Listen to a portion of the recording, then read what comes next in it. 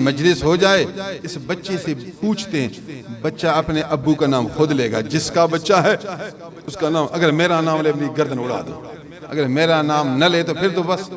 میں نے کہا واہ واہ کمال ہے، چھوٹا بچہ مجھے بات کرے پھر نام بھی لے۔ میں نے کہا میرا نام نہ لے بات نہ کرے میں جھوٹا، میرا نام لے میں جھوٹا، اگر دوسرے کا نام لے پھر بات ختم۔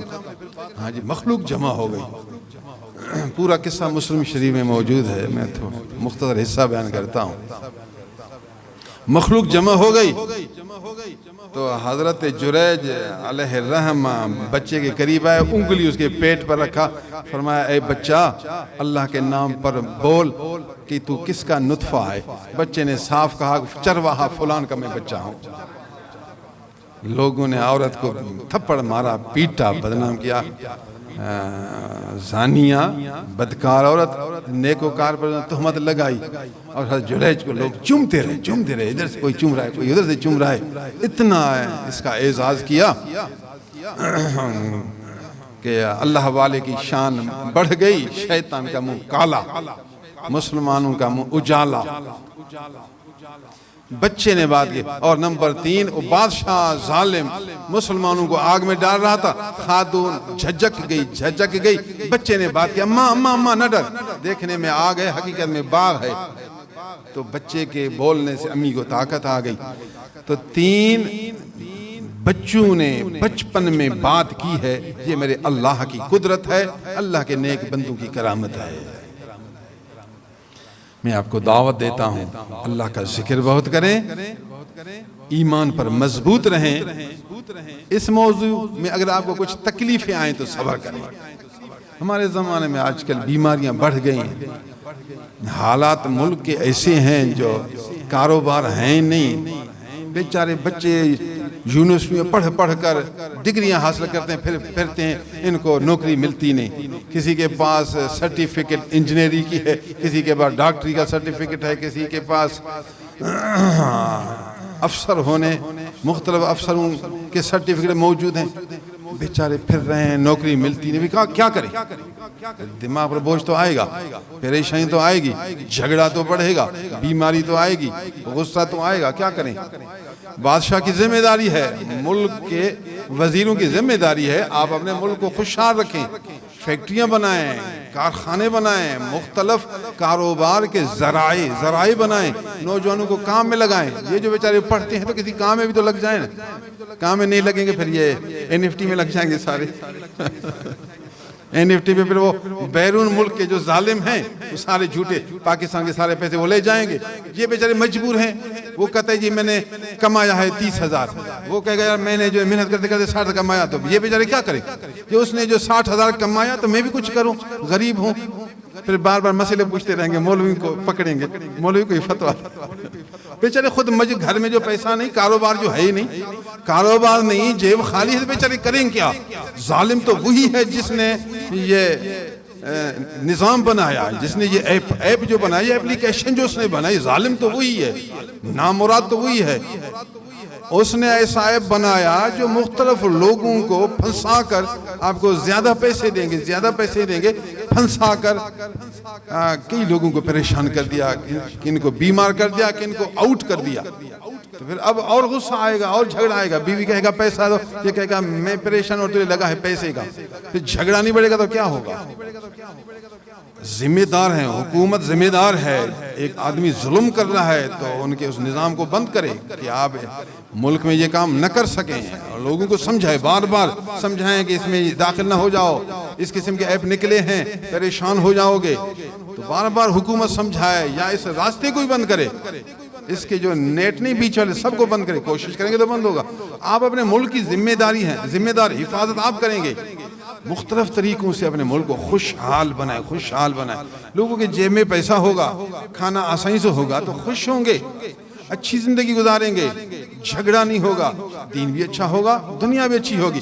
غیر مسلمین کی سازش ہے کہ اسلامی ممالک کو مختلف طریقوں سے پریشان کرو، کاروبار میں پریشان، کاروبار ہے ہی نہیں، کارخانے ہیں نہیں، یونیورسٹیاں فلاں چیزیں ہیں نہیں، وہ مختلف حربے کر کے ملک کو اس طرح کمزور کر دیں گے، کمزور کریں گے تو لوگ جھگڑیں گے، پھر دین میں بھی کمزور، دنیا میں بھی کمزور، کیا کریں گے؟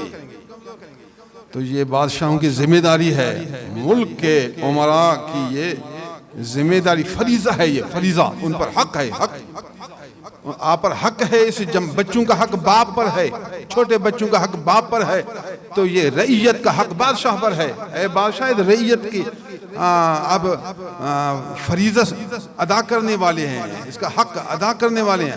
حق شناس بنے، حق شناس بنے۔ آپ بھی دماغ کریں کہ اپنے بچوں کو خوش رکھیں۔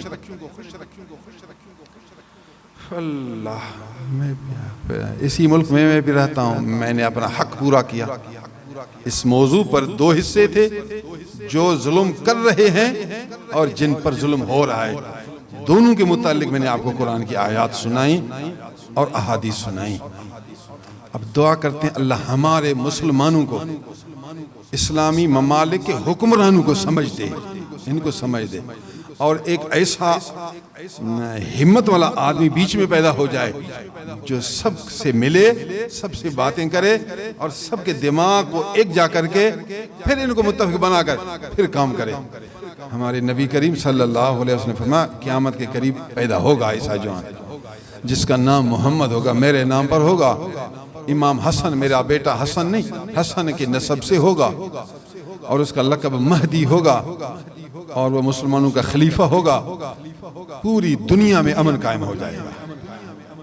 حضور نے یہ پیشین کوئی فرمائے قیامت کے قریب محمد پیدا ہوگا، محمد مہدی پیدا ہوگا۔ حضور نے پھر اس کی نشانیاں سنائیں، اور یہ بھی فرمایا کہ میری اولاد سے ہوگا، یہ بھی فرمایا کہ پوری دنیا میں اس کی خلافت قائم ہو جائے، پوری دنیا میں خلافت قائم ہو جائے گی، اور یہ بھی فرمایا کہ پوری دنیا میں امن آ جائے گا، کیونکہ یہ اسلام کے موافق جو قوانین جاری ہوں گے، پورا عدل انصاف ہوگا، پوری دنیا میں امن آ جائے گا۔ یہ علماء بیچارے کوشش کرتے ہیں، اپنے اپنے وقت میں قرآن و سنت پہچان کر اس کے موافق باتیں کرتے ہیں کہ علماء غنیمت ہیں، یہ مدارس آپ کے لیے غنیمت ہیں۔ اچھے علماء کبھی کبھار پیدا ہوتے ہیں، تھوڑے ہوتے ہیں، چھوٹے علماء بڑوں کے مددگار ہوتے ہیں، پھر بڑے اور بڑوں کے مددگار ہوتے ہیں، پھر وہ اور بڑوں کے مددگار ہوتے ہیں۔ یہ خدا نے ایک نظام بنایا، ہر جگہ یہی نظام ہے، تو علم میں بھی یہی نظام ہے۔ چھوٹوں کو چاہیے یہ آپ سے زیادہ علم رکھتا ہے، آپ اس کی تقویت کریں، پھر وہ اپنے بڑوں کی تقویت کرے۔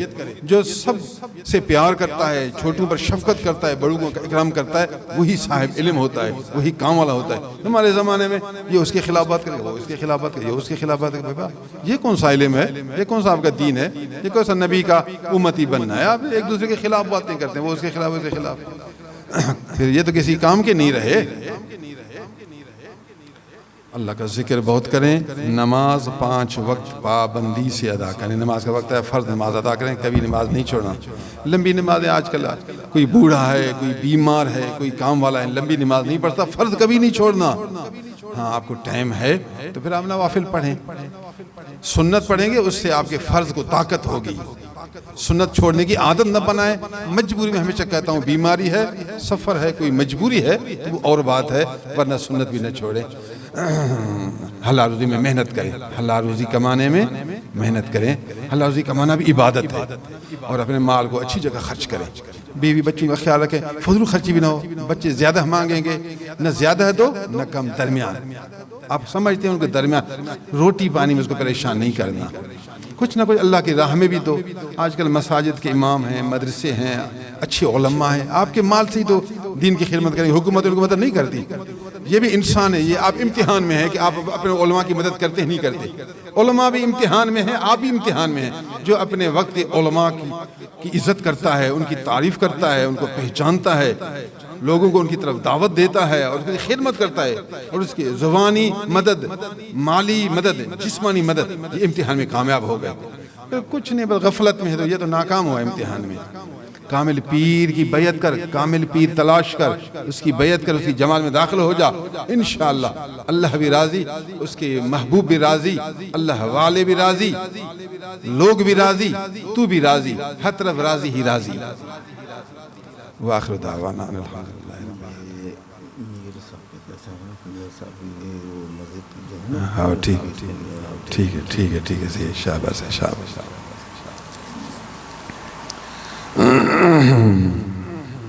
ڈاکٹر سمیع اللہ کے والد حاجی عبداللہ مرحوم کی مغفرت